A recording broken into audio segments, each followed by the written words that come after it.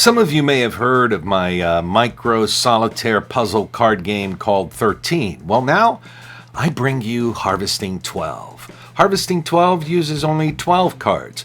The game comes with 18 cards for more variability, and I'll tell you a little more about it in a second.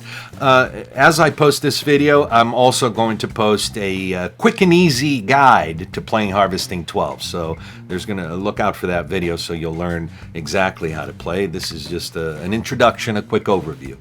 It comes in this wonderful little tuck case, and the game is available now, by the way. I'll put the link below. The beautiful little case there, and of course the game is highly addictive.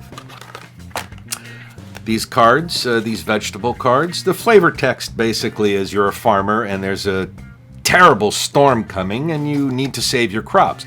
So you're going to be putting these cards out in a little 3x4 grid, 12 cards, and the objective is to get rid of all 12 cards. If you do that, you win. Some cards will have instructions, other cards will have arrows.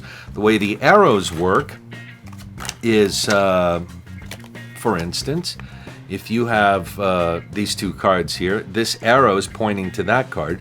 So you're going to be removing two cards at a time. So you activate a card, you remove it, and then you remove the card it affects. In this case, the arrow here is pointing to this card.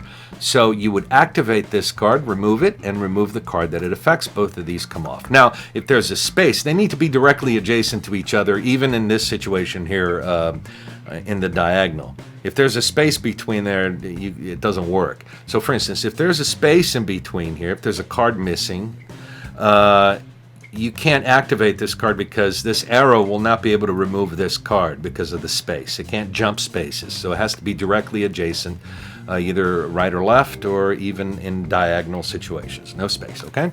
And some cards will have instructions, like this one here, remove 9th card, like in a 3x4 grid, you have the top left corner is card number 1, and then 1, 2, 3, 4, 5, 6, 7, 8, 9, 10, 11, 12. So this one, for instance, remove the 9th card.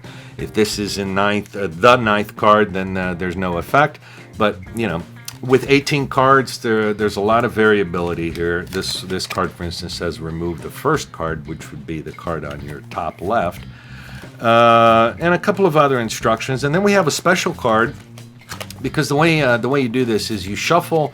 The first thing you do is remove what I call the switch card, and you'll see more about this in the instructions.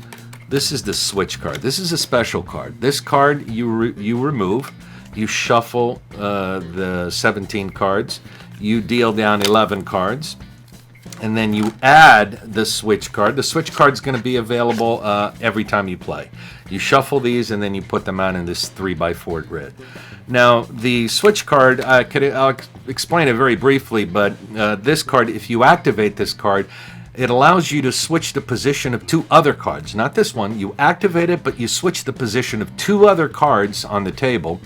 And then you have to remove a card that's either to the right or left of this one. So you would activate this card, switch the position of two other cards. Sometimes you'll need to do that to win the game. I mean, it's a puzzle game.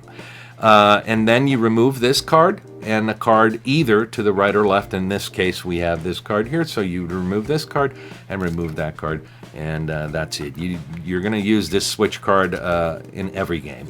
So that's basically it. Like I said, I have a quick and easy guide that I'll be posting as soon as I post this video as well, so you'll be able to check that out.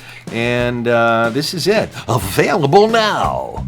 Harvesting 12.